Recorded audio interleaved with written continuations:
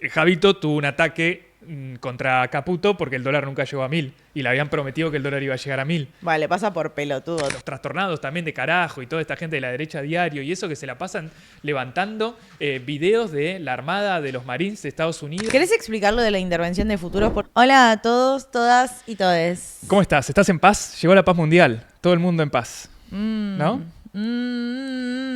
Hay muchas cosas para decir de eso.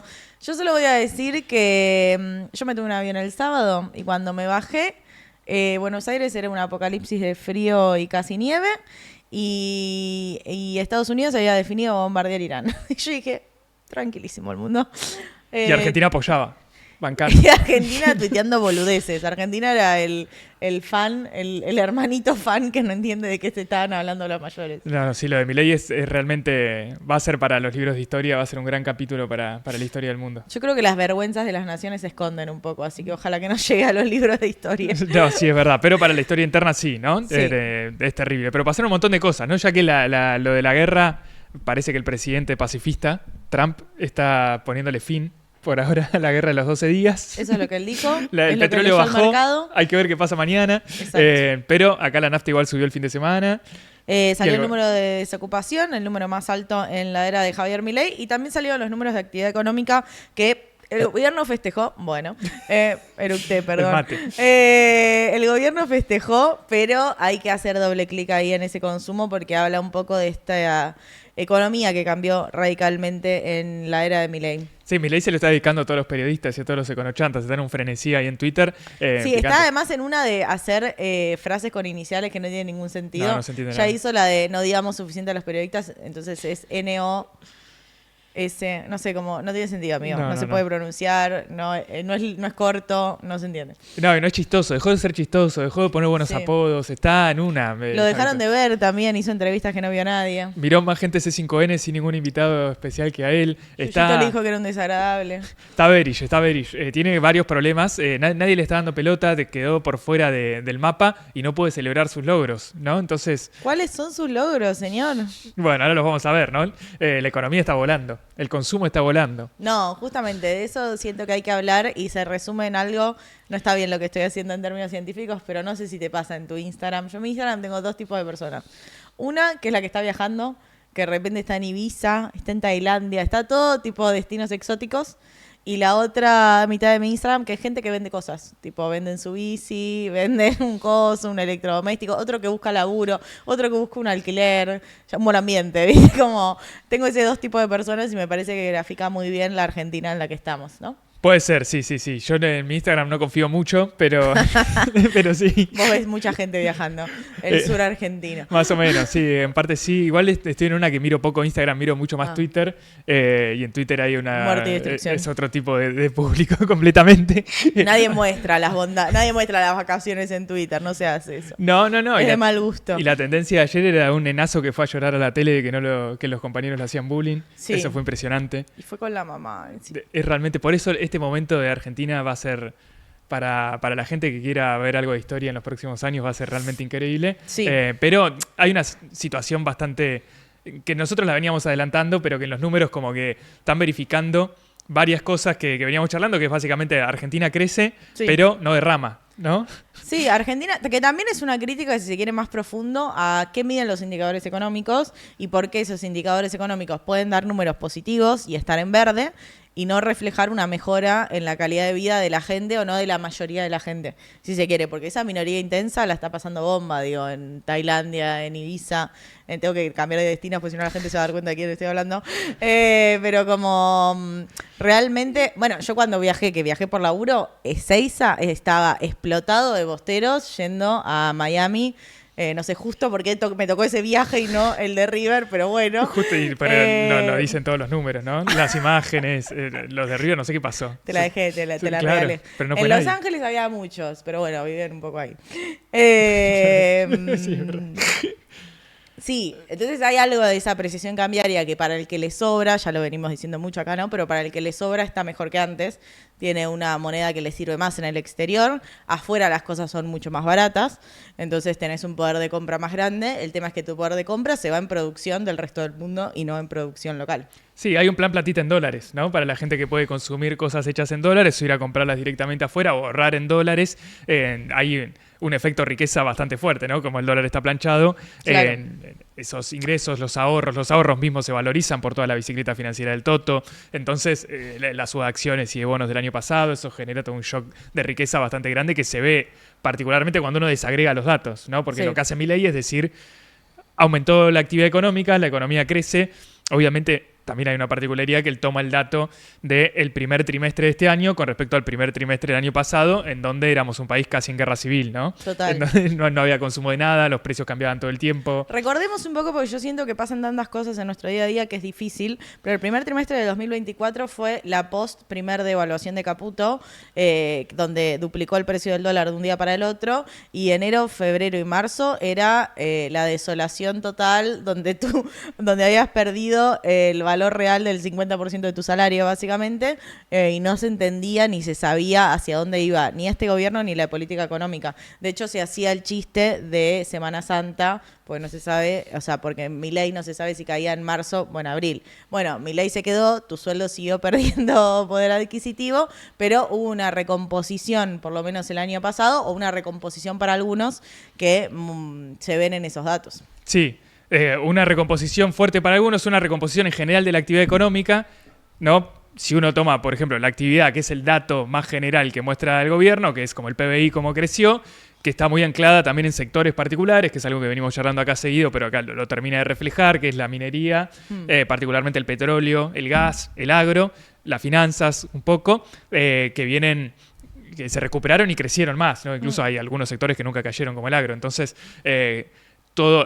esos sectores de la economía se llevan buena parte de la recuperación de la actividad, pero hay un montón que no, ¿no? Como el comercio, la industria, que viene bastante mal, la construcción. Entonces, hay como una realidad, dirían los economistas, muy heterogénea, o sea, una economía partida en distintos sectores, los que se destinan a la exportación crecen, el resto del mercado interno no. Como no producen, no hay consumo en el mercado interno de estos bienes masivos, de industrias argentinas, de comercio argentino, en realidad lo que está viendo es bajo consumo de la producción interna y alto consumo de la producción externa. O sea, crece el consumo, pero de cosas traídas de afuera. Exacto. De insumos en general para estos sectores, los sectores que están creciendo, pero también para lo cotidiano de autos, hay una apertura importadora que también la venimos comentando hace bastante, y esa apertura importadora lleva a que la gente en Argentina consuma más cosas hechas afuera en lugar de hechas en Argentina. Claro, vos, o sea, estamos hablando de esa estimación del PBI del primer trimestre, y en cuanto a la actividad vos ves eso. Después vos ves un consumo e inversión en altos históricos.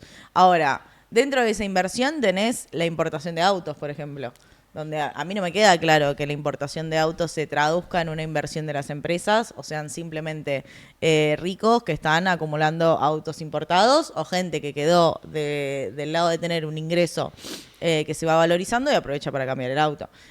No creo que sea una inversión en términos de una mayor capacidad para la actividad, más allá de los sectores petróleo, minería, que sí importan para producir. Y que probablemente con este valor del dólar estén incentivados a importar de más. O sea, a tratar de estoquear importaciones para aguantar cuando no sea tan barato importar. No, totalmente, es el fenómeno que se viene dando. De hecho, hasta crece la deuda de importaciones, o sea, están tratando de traer muchos productos de afuera. Lo que tienen los números del INDEC que levanta Milei es que no distinguen entre este tipo de bienes, ¿no? Solo distingue bienes de capital, por ejemplo, y los cuenta como inversión cuando podría ser un auto, como vos decías, para el uso cotidiano. Pero lo mismo pasa con el consumo. El consumo es el consumo, ¿no? Y las subdivisiones entre lo que solemos charlar acá, el consumo en supermercados, de consumo masivo de alimentos, bebidas, higiene, limpieza. El INDEC, en este caso, no lo distingue eso con respecto a la importación de computadoras, de electrodomésticos. No, y además si vos ves el consumo en máximos, ¿no? El consumo que tiene que ver con las compras que se hacen en el exterior, las compras por Amazon, todo tipo de compras, donde hay un efecto muy grande del componente de bienes importados. De hecho, había un estudio del Instituto Argentina Grande Que siempre que lo digo pienso en Make America Great Again y como que se me...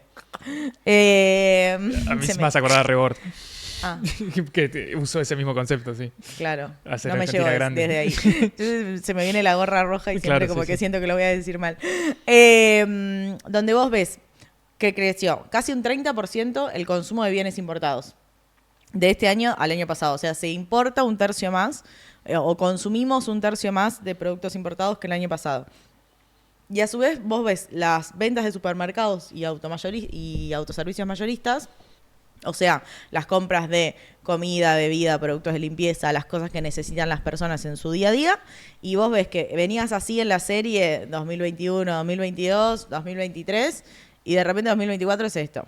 Y 2025 empieza a crecer un poquito. O sea, sí, el número te da 0,5, 0,7, 1. Ahora, la base de comparación es 2024. Entonces vos acá tenés un cambio económico, me mata yo intentando hacer un gráfico en el aire, pero tenés un cambio estructural en la economía argentina que te está diciendo que hay gente que compra menos en el supermercado. O sea, que compra menos alimentos, compra menos bebidas, compra menos productos de limpieza y de higiene. Entonces, es muy difícil creer que hay una recomposición en las condiciones de vida cuando la gente está comprando menos comida. No, totalmente. Y la gente que puede sostener su nivel de consumo en el supermercado lo hace tarjeteando, ¿no? Que antes no lo hacía. Total. O está quemando ahorros y cuando deja de poder quemar los ahorros usa la tarjeta de crédito para esos gastos corrientes que antes no lo hacía. Fundamental. ¿No? De hecho, hoy a la mañana estaban con el programa de Jairo en Radio Con Vos a la mañana que se pusieron a llamar gente que hacía Rappi, Uber, lo que podía. Después de laburar 8 o 10 horas, hacía eso y uno de los que después clipearon decía, yo empecé a hacer Uber después de laburar cuando me di cuenta que para ir al almacén tenía que usar la tarjeta de crédito. Entonces dije, esto va a ser insostenible porque se me va a transformar en un problema muy grande a futuro. Que es algo que ya estamos empezando a vivir, ¿no? Con otros datos que vienen de consultoras privadas que marcan un poco más esto, porque el INDEC habla de generalidades y no de estas particularidades de, en este caso, el uso y la morosidad de las tarjetas, etcétera. Y ahí ya empieza a haber un problema, pese a que es un fenómeno relativamente reciente. Esto ya viene pasando desde los años anteriores, pero el año pasado creció bastante, se está profundizando. Y ahora lo que está aumentando también es la falta de capacidad de pago de las cuentas, ¿cómo se llama? Del resumen de las tarjetas cuando llega a fin de mes. Y es claro, porque también lo que te dicen es, bueno, lo que pasa es que la gente usa más tarjeta de antes porque hay mayor bancarización. Porque el que es libertario y está convencido... El que está convencido, sea la ideología que sea, eso también hay que decirlo. Y también porque son economistas. Las piruetas que hacen para querer explicar los fenómenos son... Esos son los economistas y los que se dedican a las finanzas, sobre todo, que por ahí estudiaron finanzas. No, pero como Marra. hacen un hilo de 20 tweets donde dicen una pelotudez atómica, pero como está con muchos términos económicos, no te queda claro si es una pelotudez o es pensamiento mágico lo que está haciendo. Es una pelotudez, no es pensamiento mágico. Y hay toda una cuestión que dice, no, bueno, lo que pasa es que la gente estaba más bancarizada que antes. Falso. O sea, vos ves, no hay un boom de bancarización en la Argentina en 2024, para nada. De hecho, hay más uso de efectivo que antes. Sí hay, por ahí más billeteras virtuales, pero acá lo que estamos viendo es cuánta gente compra compra de supermercado con tarjeta de crédito. O sea, que no entran las billeteras virtuales, a menos que tengan tarjeta de crédito. Y el fenómeno es, antes se usaba 35, 40 menos, 35... menos de 40 y ahora 45, casi 50 del pago de tarjeta de crédito. Entonces, yo que toda la vida usé la tarjeta de crédito para comprar el supermercado, porque uso la tarjeta de crédito para comprar casi todo y después pago la tarjeta de crédito, bueno, no soy parte de ese fenómeno. El fenómeno es la gente que no usaba la tarjeta de crédito y ahora la está usando. Y esa persona que usaba la tarjeta de crédito la usa porque no le alcanza con su cotidiano. Entonces después tiene problemas para pagar la tarjeta de crédito al siguiente mes y ahí se ve ese incremento en la morosidad del pago de tarjeta de crédito y también el crecimiento de los préstamos personales y la morosidad de esos préstamos personales. No es tan difícil, chicos. O sea, como que a veces tenés que hacer A, B, C, D, punto. No, es la falta también de comprensión de que la gente no vive de una herencia o no vive de la guita o no sabe cuánto, si la guita del mes le va a alcanzar para después pagar la tarjeta, ¿no? Porque yo también uso la tarjeta de crédito desde hace varios años, de que la inflación se fue al carajo, tratás de usar la tarjeta de crédito todos los días porque hay un gap en el sistema bancario en donde vos te prestan la guita a tasa cero, o sea, si a vos usás la tarjeta es como si el banco te prestara por 30, 20, depende en qué momento del mes compres, a tasa cero hasta que te llegue el resumen de la tarjeta. En el medio vos dejás la plata en Mercado Pago haciendo tasa de interés. Pero eso cuando vos sabés cuánto vas a cobrar, que vas a cobrar más de los gastos que tenés, si vos podés planificar y te puedes contener con los gastos que vas a hacer en la tarjeta y toda una cantidad de estrategias en términos de tener un horizonte en el cual vos estés seguro de la guita que vas a tener. Y eso muy probablemente o se haga porque vos tenés activos financieros o porque sos rico, porque tenés una herencia o porque tenés un sueldo en blanco que sabés que te va a llegar el recibo de sueldo en ese momento y con ese recibo de sueldo vas a pagar la tarjeta, el alquiler, etcétera. Y la única forma de poder planificar eso es teniendo altos ingresos, ¿no? Sí. Medios altos ingresos para lo que es la media.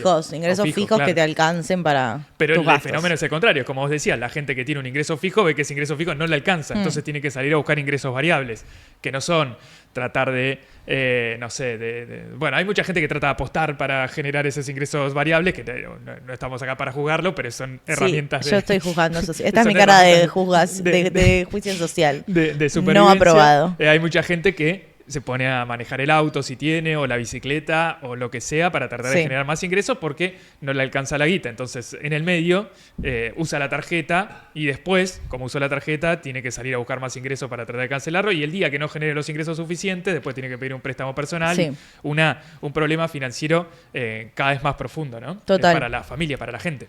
Es que Argentina está muy caro, entonces también que festeje el gobierno este aumento del consumo y de la inversión cuando viene traccionado principalmente por importaciones, que son las que hace un sector minoritario en términos de porcentaje de la población.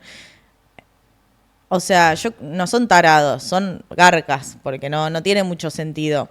Es medio difícil de sostener en esta realidad argentina, para cualquier persona que viva en el día a día, y ni siquiera que sea la persona que no llega a fin de mes, pero basta con ir a la calle, ver los locales vacíos, ver la gente preocupada, todo el mundo está como medio del orto.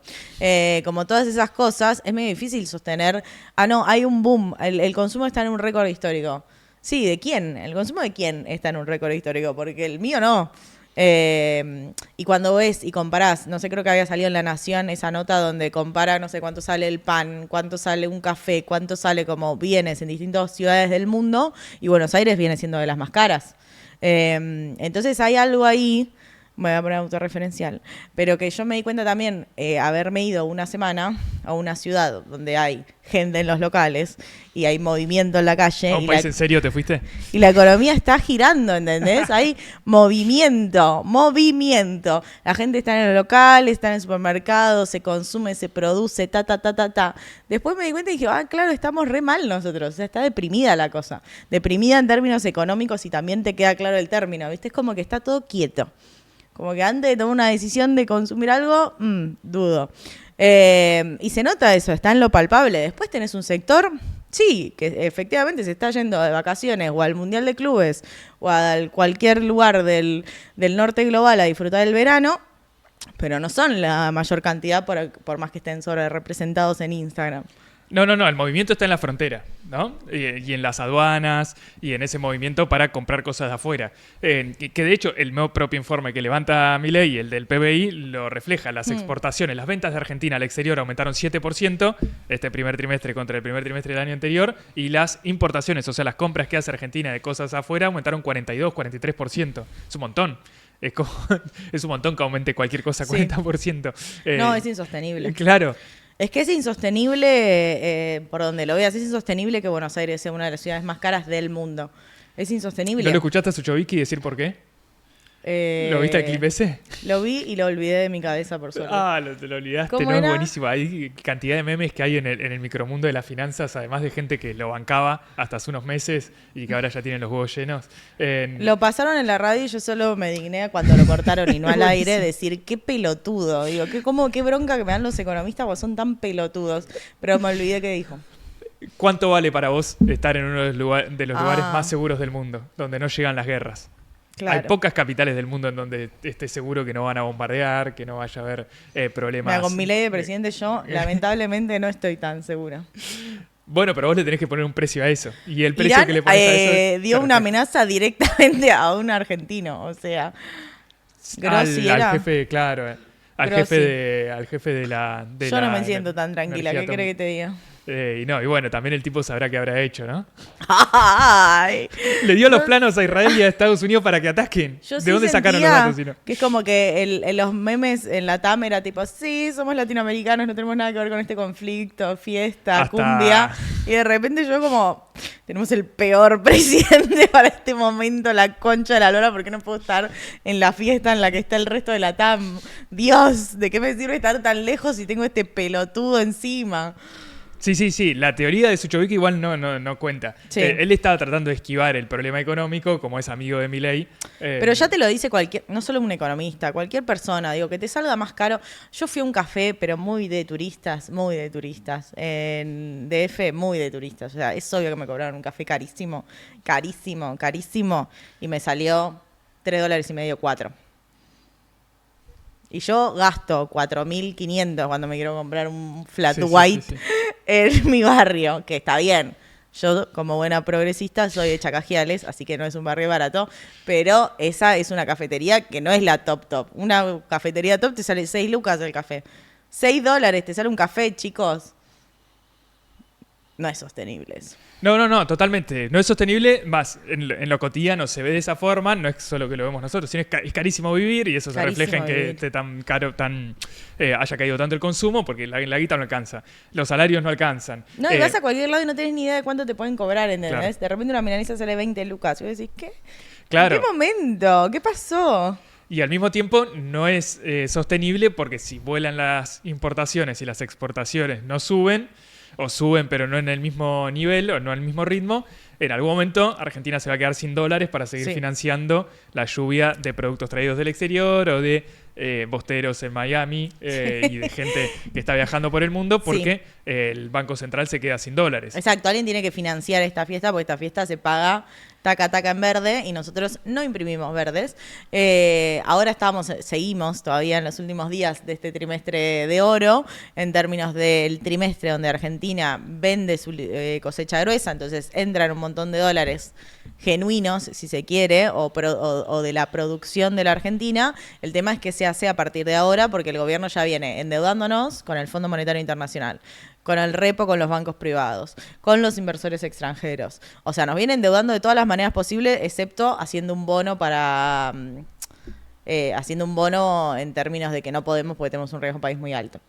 Pero el resto de las estrategias ya las usó todas y ahora empieza el segundo semestre, que siempre es más desafiante en términos de ingresos de dólares y la apreciación cambiaria es más fuerte. O sea, yo comparaba eso, a mí México me pareció muy barato y yo decía, ¿por qué? O sea, Brasil me había parecido barato en febrero. Sí, yo también estoy aprovechando la apreciación cambiaria. En Brasil me había parecido barato, pero México me había parecido más barato. Y yo recordé y dije, claro, en febrero el dólar estaba a 1.350 y ahora está a 1.200. O sea, no es solo la apreciación cambiaria en términos de la inflación que tuvimos desde febrero hasta junio, sino también en términos de que el dólar bajó en ese tiempo. Entonces, vos tenés un peso que vale todavía más. No tiene sentido lógico. No hay un incremento de la productividad que vos digas, sí, Argentina, potencia mundial, porque no sabés todos los dólares que están entrando al Banco Central. No. De hecho, se tuvo que posponer la auditoría con el fondo porque no llegan a la meta de reservas. Entonces, no hay nadie que entienda más o menos de cuentas públicas que pueda entender esto. O que pueda defender esto. Vos sos del club de los devaluadores, entonces. No, yo no dije ¿Crees eso. que hay que devaluar? Yo No, no esa es la dije respuesta que tiene el gobierno en general. Como la defensa para tratar de contrarrestar ese argumento. Pero está claro, creo que hay un problema igualmente como que, por ejemplo, el real en Brasil el año pasado llegó a valer 6 y algo y ahora está a 5.60. También Claro. hubo una apreciación ahí. El peso mexicano también y otros. Pasó algo en general, Sí, ¿no? estaba a 20 y ahora estaba a 18. Básicamente no es que el resto de los países emergentes fortalecieron su moneda, sino que el dólar se evaluó frente al resto del mundo, que era el objetivo de Donaldo, que hace todo lo que dice y está muy bullish. No, mentira. Se fortaleció las monedas emergentes porque el dólar cayó. Ahora, en Argentina se da una situación que es que el gobierno no flota como el resto de los países, o sea, los que vos mencionabas recién, sino que en Argentina el peso argentino se mantiene pisado, el gobierno trata que vaya al piso de la banda, trata que esté abajo de 1.200 pesos. Trata que interviniendo esté abajo por de distintos- 1.000, algo que nunca sucedió. Ellos Claro. siempre tuvieron esa narrativa de que el dólar iba a llegar al piso de la banda, que era 1.000, ahora 9.90. Nunca pasó eso. Bovelli, ¿lo viste el viernes en la columna de Clarín? No lo le leíste? digas así. Así le dicen ellos. Algunas cosas que hace Milei todavía son chistosas. No sé si le sigue diciendo así, pero Bovelli es buenísimo. Y el viernes publicó una columna en Clarín en donde decía que Javito tuvo un ataque contra Caputo porque el dólar nunca llegó a 1.000 y le habían prometido que el dólar iba a llegar a 1.000. Vale, pasa por pelotudo también, ¿no? Como que nadie creía que iba a llegar a 1.000. Bueno, y en teoría eso es lo que dice la columna, ¿no? Después el Ministerio de Economía siempre se encarga de publicarlo. Ellos mismos le dan más vuelo a las columnas de Bonelli. En este caso no. Por eso me parece, y me resulta verosímil, porque Milei se la pasó diciendo que el dólar iba a llegar a 1.000 Sí. y que solo iban a comprar dólares. Caputo dijo lo mismo y hace como un mes que ya no dicen que el dólar se va a ir a 1.000, ¿no? Sino que dicen que el dólar flota, pero Claro. mientras dicen que el dólar flota, intervienen los futuros. Ahora no les queda otra que aclarar que intervienen los futuros, como venimos diciendo acá hace como un mes y medio o 2. Ya lo sabía todo el mundo, pero ahora mostraron su... ¿Querés explicar lo de la intervención de futuros? Porque yo lo hice hoy en la radio y para mí no fui tan buena. Así que te lo Es que dejo, es un te quilombo, lo dejo a ti. porque es difícil de explicar porque es un quilombo. Pasa que lo que hace en realidad, los futuros funcionan se hace todo en pesos Sí. por contratos del equivalente de $1.000. Por eso es como que nosotros negociemos que de acá a un mes el dólar va a valer X. Claro. O sea, no sé, ahora está 1.200, decimos va a valer 1.300. Entonces, vos me corregís, ¿eh? Pero va a valer 1.300. Entonces, si sale, yo digo que en julio, te voy a comprar $1.000 a 1.300. Si el dólar está más de 1.300, yo gano. Y si el dólar está menos de 1.300, vos ganás, porque yo Claro. te pago más. La particularidad que tienen este tipo de Todo contratos... eso es en pesos. Simplemente tiene el tipo de cambio implícito. Claro, se hace todo en pesos, uno hace el contrato de cuánto va a valer el dólar a futuro, al mes que viene, cada fin de mes, cada último día hábil del mes, hay un contrato para cada día hábil del mes. Y ahí uno negocia con la contraparte si compra o vende. Una parte que se quiera cubrir, otra parte que quiere especular. En general son todos especuladores, hay algunos del campo que supuestamente lo hacen, pero uno habla con la gente del campo y nadie sabe lo que es un futuro. Entonces ahí hay una cuestión. Lo que pasa es que el gobierno venía interviniendo con el de diciembre, o sea, tratando de marcar un precio al que ellos dicen que valdría el dólar en diciembre. ¿Por qué en diciembre? ¿Y por qué no al mes que viene, por ejemplo? Porque en diciembre es después de las elecciones y es un contrato a más o menos largo plazo para lo que es Argentina, y lo trataba de meter ahí. En su momento cuando intervino fue a 1.250, como que si el dólar en ese momento fuera a llegar a 1.250 cuando en ese momento el dólar estaba a 1.100, 1.150 en la negociación del dólar oficial. Ahora, el gobierno trata de fijar ese contrato vendiendo futuros, o sea, diciendo yo te aseguro que el último día de diciembre te voy a vender dólares a 1.250. De esa forma establecía como un camino en el cual iba a ir el dólar hasta fin de año y tranquiliza un poco el mercado. Sí, te opera sobre el mercado de hoy, porque más allá de que sea una intervención en el futuro, si yo como Banco Central te estoy diciendo que voy a comprar el dólar a 1.300, te voy a vender dólares a 1.300 en diciembre y marco la tendencia de lo que es el hoy, porque soy el Banco Central, literalmente puedo hacer todas las opciones que quiera, yo emito pesos. Claro, y te garantizo que eso puede valer ahí si no salgo perdiendo yo y vos ganás. ¿Por qué? Porque si yo estoy del otro lado y yo le compro el contrato de futuro al Banco Central, le digo, bueno, yo te creo, va a valer 1.250, yo te compro eso. En la medida en que se acerca la fecha y el precio del dólar está más alto, yo gano plata. Claro. Porque yo estoy del otro lado del Banco Central y el Banco Central pierde plata. Pero eso se va saldando todos los días. Entonces yo le puedo comprar el contrato al Banco Central, el Banco Central me lo vende, pero si hoy el dólar está por encima de 1.250, empiezo a ganar plata todos los días, me tienen que poner plata en mi cuenta comitente. El Banco Central. Claro, el de la otra parte. A la otra parte, el mercado le pide la plata, el regulador le va pidiendo plata todos los días para compensar la diferencia de valor entre lo que vale hoy y lo que vale a fin de año. Y O así, sea que es como plata todos los días de acá a diciembre. Claro, te van restando, sumando, es como una parte de la garantía que vos vas ganando, va subiendo. O sea, la garantía si vos vendés y el premio que te llevas si vos comprás. Como que se va saldando todos los días hasta que llega la fecha de vencimiento. Eso es por una diferencia entre futuros y forward. Forward sería, si fuera el último día, ahí sí, vos dame los dólares, yo te doy los pesos y cambiamos. Eso sería otro tipo de operaciones que por ahí se confunde. Pero el futuro... Por eso es lo de la tasa de interés implícita. ¿Cómo funciona en Argentina? Es así, como es una tasa que si hoy yo compro... en su momento yo estaba ese día que fue el mes pasado a 1100, ¿no? 1100, 1150, no importa. Eso valía el dólar en ese momento, pero el Banco Central estaba vendiendo futuros a diciembre a 1250. Si yo iba y le compraba esos futuros, me aseguraba que del valor de hoy hasta los 1250 en diciembre, mis pesos se iban a apreciar un 25% de tasa anual. O sea, iban a crecer ese porcentaje, que era la diferencia entre el tipo de cambio de hoy y el contrato hacia el final. ¿Por qué es importante? Porque ese cálculo de la tasa a la cual se valorizarían los pesos y llegarían al valor del dólar es lo más importante para estas operaciones, porque lo que Caputo quiere es que los pesos no vayan al dólar, ¿no? Por lo tanto, que el dólar no suba. ¿A dónde quiere Caputo que vaya la plata? A las letras que emite Caputo. Entonces, si el futuro que vende Caputo me dice que yo voy a tener voy a valorizar los pesos un 25% si compro dólar futuro a diciembre, al mismo tiempo Caputo me ofrece unas LECAPs que me ofrecen una tasa del 30-35%. Claro. Entre ese rango. Claro. Depende del momento. Entonces, yo miro la tasa del futuro, está a 25, miro la tasa de las LECAPs, está a 32, 33, me meto en LECAPs. Sí, a menos que yo crea que se va a descontrolar el dólar. Claro, pero Caputo al mismo tiempo dice estoy dispuesto a quemar el equivalente a 1.000 millones de dólares para empezar.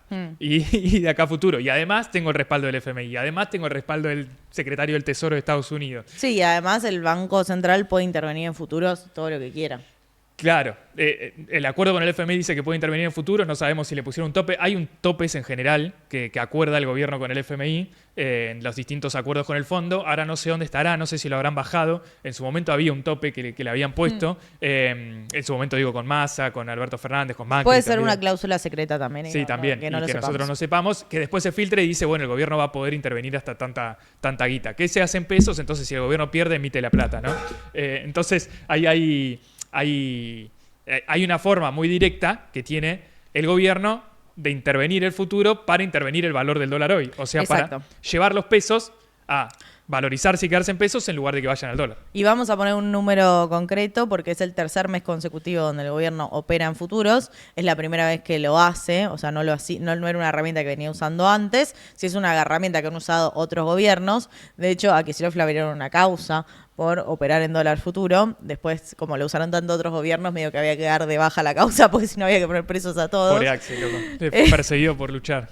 Pero además por dólar futuro, tipo, es una herramienta más, qué sé yo, no es ilegal. No, pero perdón, lo peor es que es una herramienta, puede ser discutible o no. Puede ser discutible o no porque todos sabían que aunque ganase Scioli igual lo iba a devaluar. Eso era la discusión en ese momento, pero no importa porque después ganó Macri y devaluó. ¿Quiénes tenían los contratos de dólar futuro? El Toto Caputo, Bausili y todos los funcionarios de ahora. O sea, los que tendrían que haberle hecho juicio son a los tipos que tenían la información privilegiada, que ellos devaluaron para ganar ellos la guita del dólar futuro. Es una locura. Y hicieron un juicio. Eso fue lo que dijo en parte Kicillof en su defensa. Que tiene razón, ¿no? Ahora, los dos tenían información privilegiada, ¿no? Pero obviamente no es una cuestión que... El Poder Judicial siempre falla para un lado. Claro. Eso lo sabemos, lo vimos en las últimas semanas. Pero más allá de eso, el Banco Central venía interviniendo en futuros en 300, 400 millones de dólares en marzo y en abril. Y en mayo llega a casi 2.000 millones de dólares. O sea, el monto, el volumen de operaciones en esa intervención de futuros es mucho más alta de la que se venía haciendo. Y yo vi estimaciones de junio que lo ponían en 1.000 y pico. Sí, siguió interviniendo porque... Uno lo puede ver en una página que se llama Tres Mercados. Todos los años cambian de nombre de mercado. Ahí está metido Suchovicki en toda esa onda de ir agrupando y desagrupando mercados. Y lo que se ve es que cuando el gobierno deja de vender futuros, el precio del futuro empieza a subir. Claro. Entonces el gobierno tiene que intervenir y hacerlo bajar. Claro. Y ahí se van viendo. Pasa que ellos lo tienen que informar recién con el pasar del tiempo. Lo que ven los operadores... Ahora vemos mayo, a fines de junio. Lo que ven los operadores del mercado es cuando ven que hay mucha plata puesta en un contrato de futuro, es sospechoso y no hay un jugador tan grande de Argentina, el mercado es chico, pese a que se maneja mucha guita, para lo que son los mercados financieros no es tanta guita, entonces los que están operando ahí, que no son muchas personas, dicen, acá alguien se puso a jugar con 500 millones de dólares, el único que tiene esa capacidad es el Toto. No, hay otro. Y después, hablando de, hoy estamos muy antieconomistas, ¿no? Pero hablando de gente que justifica cosas injustificables, vi un hilo de, creo que no jodo, eran 25 tweets, o sea, me tuve que fumar los 25 tweets porque poder de síntesis quedó afuera del grupo, y decía por qué no era una intervención en lo del dólar futuro. Claro, ahí había una onda ¿Por muy... qué? Bueno, muy... yo voy a dar la explicación técnica así nomás porque es una pelotudez igual.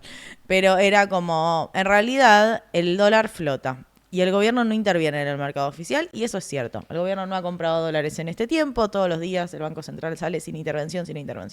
Ahora, el gobierno está poniendo el equivalente a 2.000 millones de dólares por mes en mantener el dólar futuro. Lo que dice es que como el dólar futuro es un mercado libre, que opera entre privados, entonces no es una intervención.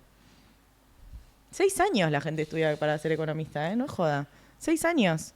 Ahora, si vos estás marcando el precio futuro de algo, de lo que sea, vos estás interviniendo en el presente. Para eso existe el mercado de futuro también. Digo, el mercado de futuro tiene que ver con lo que vos crees que vale hoy algo.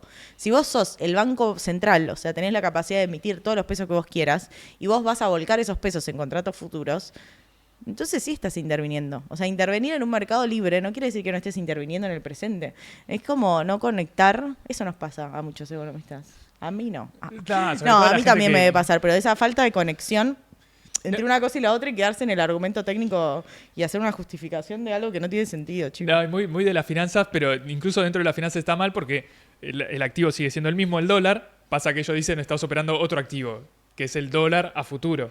Pero el futuro, que es un derivado, tiene un subyacente, que es el dólar. O sea, en términos técnicos sigue siendo el mismo bien, el mismo activo, que es el dólar, que es el que después determina el precio del derivado. Uno del mundo financiero le contestó como, bueno, entonces que no intervengan más a ver qué pasa. Ya está, boludo, no era tan Porque además no solo intervienen ahí, sino que también interviene el dólar MEP y el contado con liquidación, que también lo tuvieron que admitir el salame de Kirno, que es el secretario de Finanzas, el que se dedica a hacer estas cosas desde el Tesoro.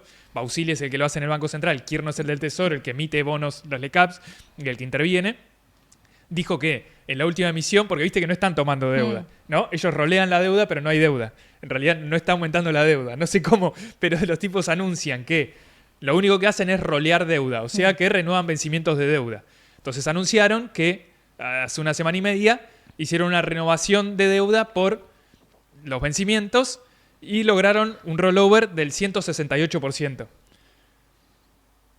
O sea, renovaron más deuda de la que vencía. O sea, si vos renovás más del 100%, estás emitiendo deuda nueva, ¿no? Algo que es muy básico, pero ellos niegan. Ahora dijeron, lo renovamos, pero con los pesos de más, con ese 65% de más, no implica más pesos en la economía. ¿Por qué? Porque le voy a comprar títulos al Banco Central, AL30 y GD30 creo que eran. Entonces, dijo, le voy a comprar por 1.900 y 400 millones de dólares cada título. Pero el Banco Central antes había dicho que tenía menos de esa cantidad, tenía un tercio de esa cantidad de títulos. Entonces, el propio Kirno mostró que el Banco Central estaba interviniendo, comprando y vendiendo bonos del Tesoro Nacional para manipular el precio del dólar MEP y del dólar contado con liquidación, que es una forma indirecta de tratar de intervenir el precio del oficial. Sobre todo porque las empresas siguen estando dentro de un cepo, que es que no pueden participar de los dos mercados al mismo tiempo. Incluso es más grave porque el tipo no solo se metieron a intervenir con la cotización del MEP y del CCL, sino que también se pusieron a comprar bonos para hacerlos subir de precio en dólares. ¿Por qué? Porque no pueden bajar el riesgo país. Entonces están tratando de bajar el riesgo país con la nuestra, con la guita del Banco Central. Y así todo el riesgo país subió 15% desde que empezó el año. Por eso, es todo muy complejo porque siempre el mundo financiero es muy complejo y es un mundo financiero cada vez más complejo. Pero más allá de esa complejidad, lo que hay que entender es que está todo agarrado con alambres en términos del mercado cambiario, porque no pudo Caputo bajar el riesgo país lo suficiente como para iniciar un nuevo ciclo de deuda con el exterior, nunca pudo bajar de esos 500 puntos que quería llegar, en un mundo más conflictivo también, donde el capital no es que tiene particularmente ganas de ir a los lugares de mayor riesgo como Argentina, con las mismas personas que lo cagaron la última vez, literal, las mismas personas. Pero entonces ahí hay una cuestión donde todo se va agarrando con alambres para decir que este tipo de cambio y este sendero cambiario está bien. Cuando hay que tener dos dedos de frente para entender que no está bien, chicos. O sea, no tiene sentido que Argentina esté tan cara en dólares. Punto. No es tan difícil. Y decir el club de los devaluadores es un problema porque los que devaluaron inicialmente fueron ellos. O sea, Caputo empezó su gobierno, su gestión económica en el gobierno, haciendo una bruta devaluación donde más que duplicó el precio del dólar. Y ahí hubo una transferencia directa de los sectores especificados a los dolarizados. Y ahí empezó a querer congelar esa imagen. Y por eso tenemos después un consumo con un grupo favorecido que está comprando productos importados, yéndose al exterior y gastando dólares tarjeta, y un grupo mayoritario que compra menos comida, menos medicamentos y menos productos para la vida básica. Entonces, en algún momento eso se tiene que resolver, pero se tiene que resolver de una manera donde no haya una nueva transferencia de los sectores especificados a los dolarizados. Y ahí es la complejidad de una oposición que se supone que se tiene que levantar en algún momento y proponer algo, ¿no? Pero bueno. No, obvio. Pasa que el problema, el valor del dólar es como un síntoma de todo lo que está detrás. El problema es que Milei está cambiando toda la estructura económica argentina. Eso se refleja hoy en el valor del dólar, pero el problema económico es mucho más profundo, que Total. es el de favorecer los sectores que están metidos con el comercio exterior y perjudicar la mayor posible al comercio interno, ¿no? Y de esa forma generar una ruptura en todo el sistema, en toda la estructura productiva y social y económica argentina. Y ahí se ve el número de desempleo, ese 7,9% de tasa de desempleo, que uno podría decir, bueno, no es tan alto un 8% de desempleo.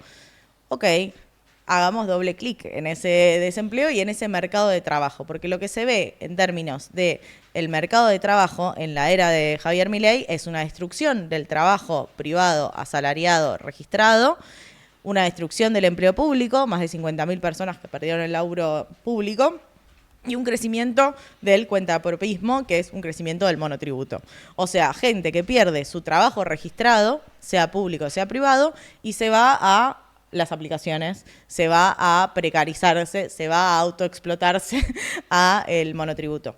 Entonces, eso es lo que está detrás en términos del desarrollo económico y de cómo estamos ya viviendo una Argentina cada vez para menos. Sí, y que incluso es peor que si fuera solo como un cambio en la composición del trabajo en Argentina, ¿no? Que es que hay cada vez menos laburo en blanco y hay cada vez más cuentapropismo, informalidad, etcétera, que era algo que veníamos viendo en los últimos meses. Hay un informe muy bueno de Mariana Sosa, creo que se llama, que nos mira seguido, que le hicieron una investigación del CONICET, que me la mandó hace como 3 semanas, pero que vale. Pásamela. Me olvidé de pasártela, por eso me estoy acordando ahora. Yo lo vi en mi stream, pero no lo vi acá, me olvidé de pasárselos. Nos dijo que nos mira a los 3 y que muestra cómo viene habiendo.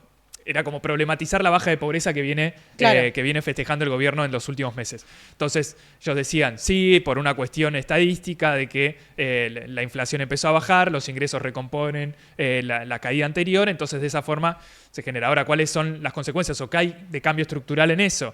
Y es que hay un nivel de fragilidad social más alto y que la gente deja de tener... la calidad de sus ingresos, de sus sueldos son cada vez peores, tiene que laburar más horas, está cada vez más sobreempleada, sobreexplotada, tiene que tomar más horas de laburo, los jubilados tienen que laburar cada vez más y ellos muestran esos datos también, y uno tiene no solo toma más horas de trabajo, toma horas extras, sino que pluriempleo, toma más, sale de laburar y hace el Uber, y trata de laburar cada vez más horas, quema ahorros y se endeuda, ¿no? Entonces como todo un combo que hace que la gente por sí misma trata de salir de esa situación de fragilidad, pero detrás hay un cambio estructural que hace que los salarios y el empleo como tal venga a solucionar cada vez menos problemas cotidianos. O sea, el nivel de empleo es cada vez peor, la calidad del empleo es cada vez peor por un cambio estructural que viene haciendo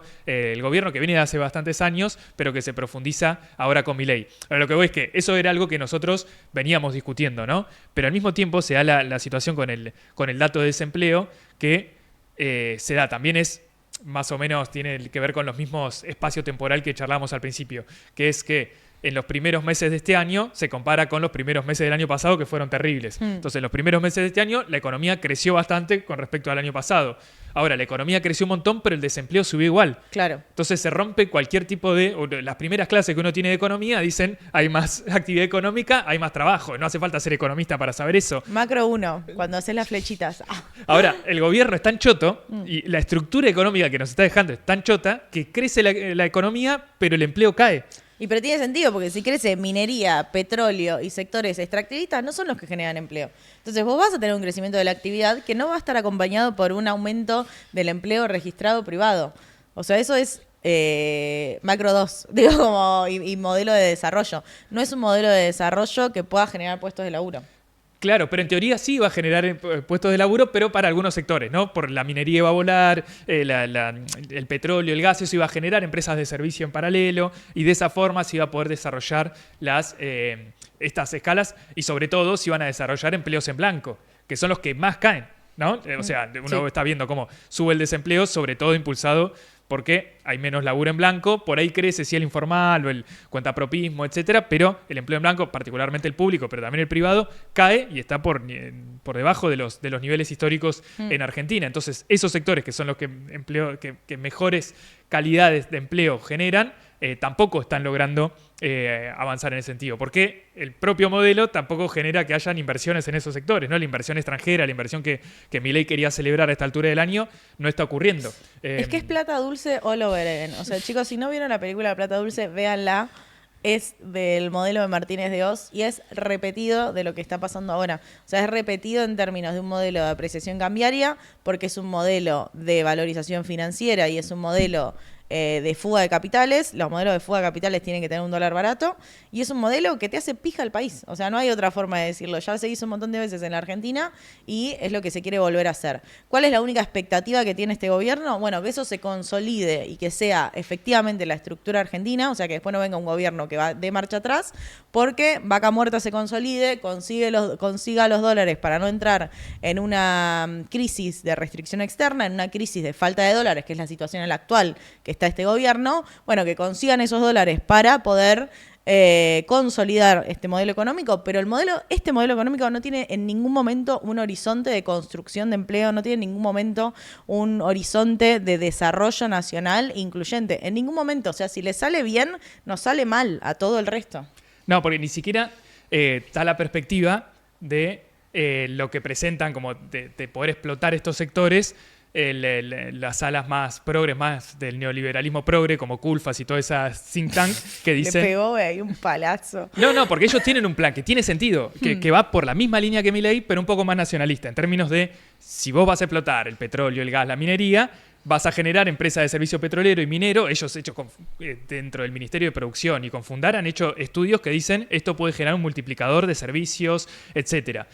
Para eso necesitas que el Estado por lo menos haga rutas. Hoy ni siquiera pasa eso, entonces las empresas no van a invertir. Lo dijo el CEO de Barrick Gold. En Chile yo tengo las rutas hechas, en Argentina las tengo que construir yo. Me voy a ir a Chile. Entonces, lo que pasa hoy es que como hay también una apertura importadora y una apertura para que en teoría lleguen inversiones de afuera, que no llegan, las empresas de servicio petrolero que se preparan para desembarcar en Argentina son también yanquis o son de afuera, o canadienses sobre todo. Es lo que pasa tanto en Vaca Muerta, que está pasando ese cambio, o sea, están fundiendo las empresas de servicio petrolero argentinas y van a venir las de afuera a traer su propio trabajo de afuera, claro, y su propio capital de afuera para desplazar pymes argentinas, que podrían ser eventualmente pymes argentinas. O sea, es más regresivo que en los 90 incluso. Claro. Porque en los 90 Menem privatiza YPF y el argumento era, bueno, la gente que se queda sin laburo en YPF se va a poder poner su empresita de servicios petroleros, va a poder poner su empresa de transporte, va a poder hacer particularidades para venderle servicios a YPF. Hoy no pasa eso. Hoy eso lo va a reemplazar por empresas de afuera. Pasa incluso en Comodoro, que era el lugar en donde YPF hizo eso. Había un montón de empresas de servicios petroleros. YPF se retira de ahí. Llega la empresa de Pérez Companc. Y Pérez Companc tiene su propia empresa de servicios petroleros. Bueno, y se le dice Pecom igual. Por eso no. Entonces llega Pecom Petrolera y pone a su propia empresa de servicios petroleros. Y todas las empresas de servicios petroleros que laboran para YPF se mueren. Es que siempre los modelos de sálvese quien pueda, no te vas a salvar vos. Mamerto. Se va a salvar el que tiene más plata, eso sí. No Se lo salva peleemos el con que la tiene el gente. capital, no te salvás vos. Tipo, hay una idea ahí de que sálvese quien pueda. Y uno cree que siempre está del otro lado. Había un estudio, ponele, que decía la cantidad de gente que prefería salvar a su mascota que a una persona. Y una reflexión para mí interesante era como siempre la gente creía que estaba del lado de la persona dueña de la mascota y no del otro lado de la persona que tenía que ser salvada. Bueno, es lo mismo esto. La motosierra, la idea del modelo neoliberal de cada uno con su propio esfuerzo, no es su propio esfuerzo, es su propia herencia. Idiota. Entonces, si vos no sos Perecompan o Family, entonces no vayas por eso, porque va a venir uno más grande y te va a deglutir y te va a escupir al costado. Eso es lo que no se termina de entender, que este tipo de modelos son modelos regresivos que tienen un horizonte regresivo. Cuando decimos el horizonte es Perú, es muy concreta la realidad económica y política de Perú. Es muy concreto que el 70% de su población subsiste y sobrevive. Ya no me acuerdo el número, pero creo que la mitad de los hogares no tienen heladera. Una cosa así que nos parece algo demencial en el siglo XXI. Bueno, funciona. Y funciona, ¿eh? Y es estable. No políticamente, pero macroeconómicamente, una joya. Los mercados no sabes las calificaciones hermosas que le ponen a Perú. Ahora, ¿la sociedad qué calificación le pone a Perú? Bueno, googleá. No, pero yo creo que eso se está cayendo en términos de la percepción que la gente tiene sobre el plan económico, que hay una estabilidad con la inflación, hay que ver cuánto dura cuando el dólar empieza a subir antes de las elecciones. Lo que se está discutiendo ahora es eso, Cavallo, Melconian, no es casual que los economistas se pongan a hacer giras de medios criticando el plan del gobierno, siempre pasa cuando está por pasar algo, porque ahora se termina la cosecha gruesa, probablemente suba el dólar, cada vez que hay calendario electoral sube el dólar, gobierne quien gobierne. Y en el momento de oro no pudieron ni llegar al piso de la banda ni bajar el riesgo país. Claro. Fail, o sea, fracaso. Entonces hay que ver si siguen sosteniendo esa rebaja en la inflación. Por ahora tuvieron la suerte que el pacifista Trump le puso un techo al precio del petróleo. Bajó por debajo. Llegamos a hablar nada de eso y yo quería decir un montón de cosas. Pero, puede ser que avancemos en la desinflación, la inflación 1,5%, 2%, una estabilidad más o menos estable, pero eso creo yo, que se va agotando cada mes que pasa, sobre todo en las capas, en la gente que le está pasando cada vez peor, en las capas más bajas, medias bajas de la sociedad, sobre todo cuando uno ve que no llega a fin de mes y que uno ve que todo lo que dice el gobierno es mentira. Porque en el mismo momento en que aparece el dato de desempleo, el trastornado de Milei le dice a Trebuch, estamos en niveles récord de empleo, le dice. ¿Viste Nadie eso? vio la entrevista. ¿No lo yo viste? Tampoco. Fue el único clip bueno que dejó. Pero el tipo dice, estamos en niveles récord de empleo. Y un montón de datos más, falopa, pero le miente abiertamente. Lo mismo dice cuando Caputo dice, no estamos tomando deuda nueva, y todos los meses, cada 2 semanas, inventa títulos nuevos. Es decir, todas las cosas que dicen no tienen ningún tipo de contraprestación con la realidad. Y eso en algún momento se termina, ¿no? Como decía María Eugenia Vidal, dato mata relato. Sí, total. Bueno, por lo pronto el miércoles hay una nueva marcha de jubilados porque si alguien sostiene la lucha en este país son las y los jubilados.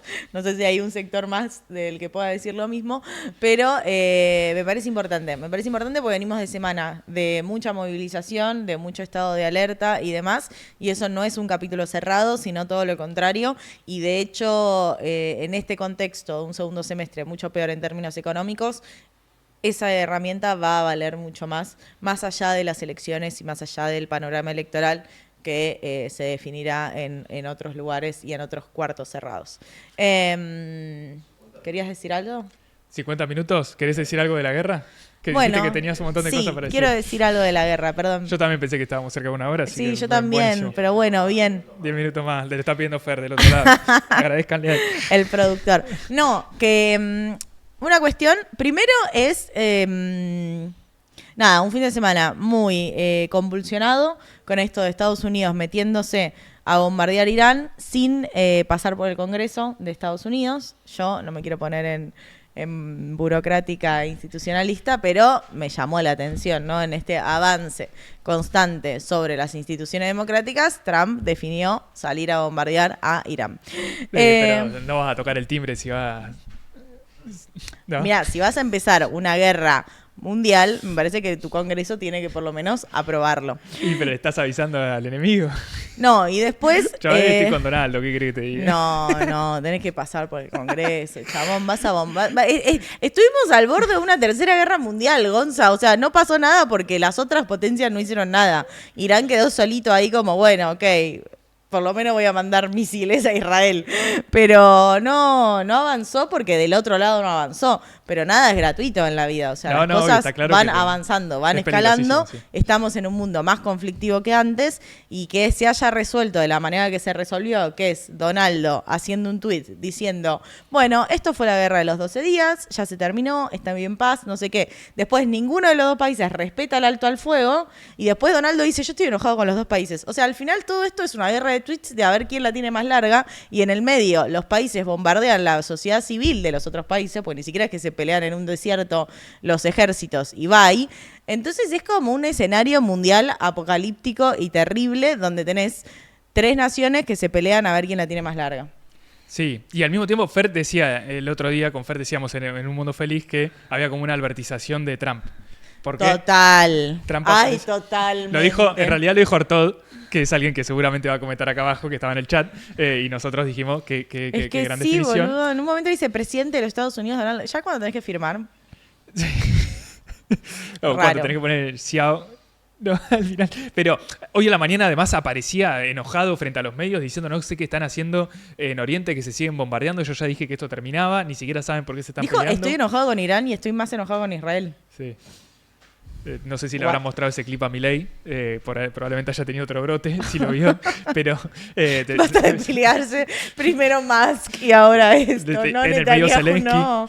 No, sería terrible. Claro, primero Zelensky, después Trump, después Musk, perdón, me los confundo, y ahora puede ser Netanyahu. Pero puede ser porque el tipo lo está empujando a la guerra y Trump aparece como un tipo empujado. De hecho, en Estados Unidos se habla mucho de eso, ¿no? Uno le llegan acá memes y esas cosas donde lo empujan, parecería ser él está siendo empujado por Netanyahu para atacar Irán solo porque lo está empujando Israel a esa guerra, ¿no? Entonces aparece ahí como medio títere, medio dubitativo, en donde trata de sobrereaccionar como una demostración de fuerza, decir yo soy el que pone el punto final a esta guerra, ¿no? Y nadie le hace caso. Eso es lo que más te legitima. Hay que ver cómo qué pasa, porque acá todos los días, cada 12 horas cambia todo. Lo que ahora parece es que acá está mi mayor problema, que es mirar mucho el mercado financiero. Las finanzas le dan la razón a Trump desde antes. Incluso hay mucha información privilegiada y hay muchas lecturas, no solo de información privilegiada que la hay, pero también está el taco trade, Trump always chicken out. O sea que Trump siempre se caga, siempre retrocede. Entonces, después del bombardeo del sábado, parecía que el lunes el petróleo iba a explotar, de precio para arriba, y terminó estando en $68 cuando antes estaba en 75, ¿no? Entonces, bajó más de lo que subió antes. O sea, el mercado creía que Trump iba a escalar para desescalar o escalar para negociar, que era algo que también charlábamos el jueves y que él lo hace con la guerra, lo hace con los inmigrantes latinos en Estados Unidos, lo hace con los aranceles, lo hace con el Congreso y con la Corte Suprema de Estados Unidos. Entonces medio que si las cartas están todas tiradas, en algún momento la pólvora se te moja, ¿no? Exacto. Y ese es el problema que tiene. Sí, yo quería terminar con una nota más optimista, porque hay algo más allá de la guerra. Yo, cuando pasó todo esto el fin de semana, me puse a ver, cuál era el poder más geopolítico, o en realidad geográfico, de Irán, en términos de, el lugar que ocupa, el control que tiene sobre el estrecho de Hormuz. Y también en su alianza con Yemen, en el otro estrecho que tiene un nombre imposible que no me voy a acordar. Bab el Mandeb. Gracias. Lo dijimos muchas veces, o sea, yo cada vez que lo decía era tipo, es obvio que lo estoy diciendo mal, que Blanca, por favor. Que es el otro extremo del canal de Suez. Claro, que es básicamente Medio Oriente, 2 caminos tiene para sacar toda la producción de petróleo, que es el 20% de la producción de petróleo del mundo. Y hay algo ahí que a mí me pasó cuando fue lo del canal de Suez, ¿te acordás? Que de repente un barco hizo una mala maniobra, chocó y puso en peligro el comercio internacional durante como un mes. Fue precioso. Bueno, hay algo hermoso, porque para mí hay una cuestión de este sistema que hace que todo parezca demasiado tecnologizado, demasiado complejo y demasiado absoluto. Donde es como, bueno, así como están las cosas van a seguir por siempre. Y uno cuando ve las rutas comerciales de este mundo, decís, somos tan chiquititos.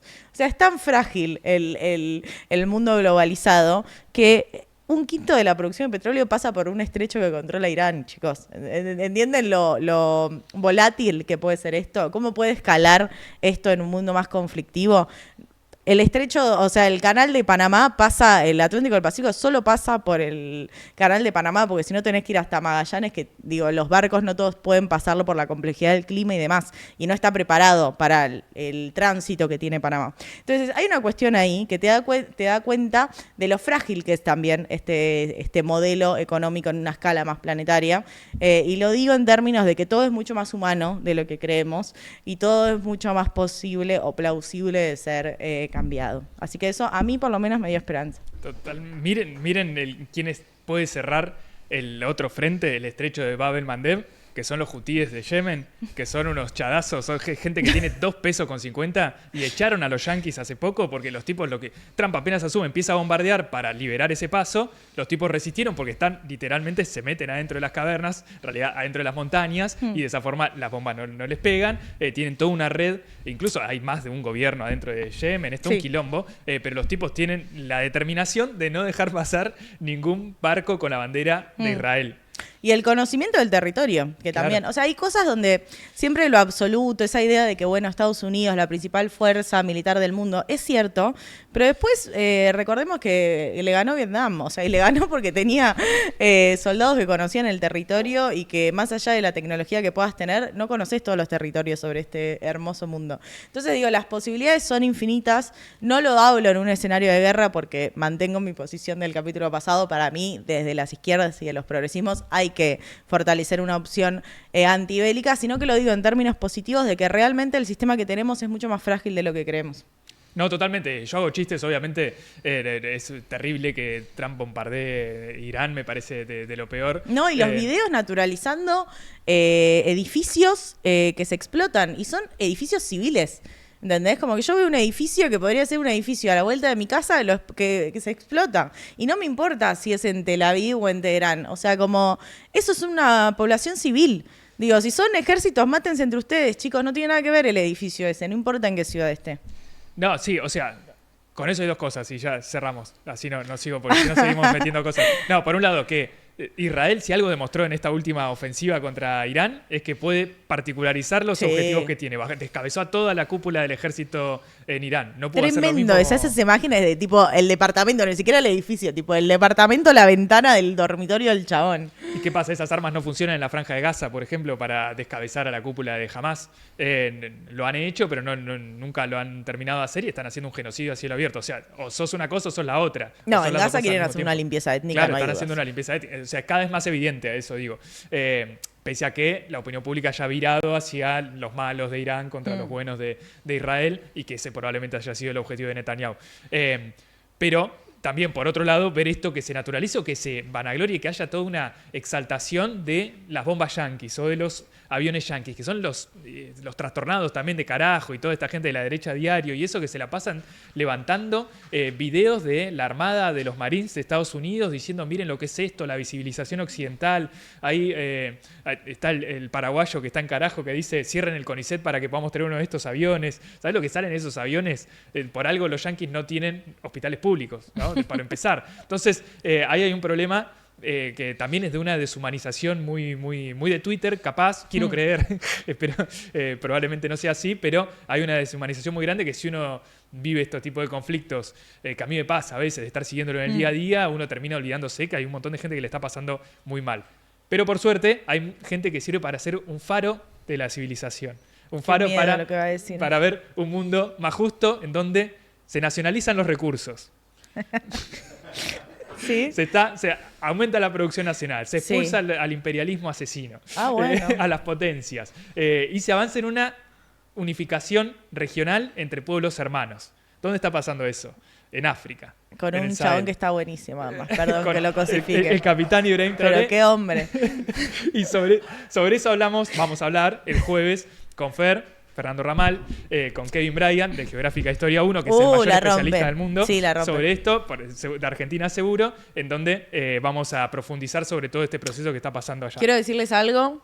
Que es que yo aprendí quién era Ibrahim Traoré gracias a ustedes en el primer capítulo que hicieron sobre él en Un Mundo Feliz. Así que gracias. Me imagino que como me pasó a mí, le pasó a varios, así que represento esas voces de ignorantes sobre lo que estaba pasando en África. Sí, probablemente muchos... Ahora no paro de ver videos de ese hombre. No, y profundizamos muchos con Kevin en el Instagram de Geográfica Historia, que sé que hay muchos también que nos miran acá y que lo siguen a él. Y que bueno, hicimos un especial sobre el Sahel en Un Mundo Feliz que va a estar este jueves, como todos los jueves, por acá, por este canal de Delirio. Hermoso. Y este canal de Delirio hay cositas que no le contamos, pero habrán visto que los fondos van cambiando. Y esta vez cambió de manera un poco más estable porque conseguimos nueva casita. Obviamente que es gracias a ustedes que nos bancan mes a mes, y a quienes no nos bancan todavía, no sé qué están esperando. Verdaderamente no sé qué están esperando para apretar esos botones que están ahí abajo, para darnos una mano, y porque se vienen más cositas. Va a volver efectivamente el Candenomics también, y se vienen otras sorpresas prontito. Sí, así que acá abajo están todos los links en la descripción. Próximamente vamos a tener una web para ordenar todo esto. Está casi en las últimas, y próximamente van a ver las remeras también, que eso va a ser espectacular. El merch. El merch. Nos vemos el jueves en Un Mundo Feliz y el martes que viene acá. Suerte.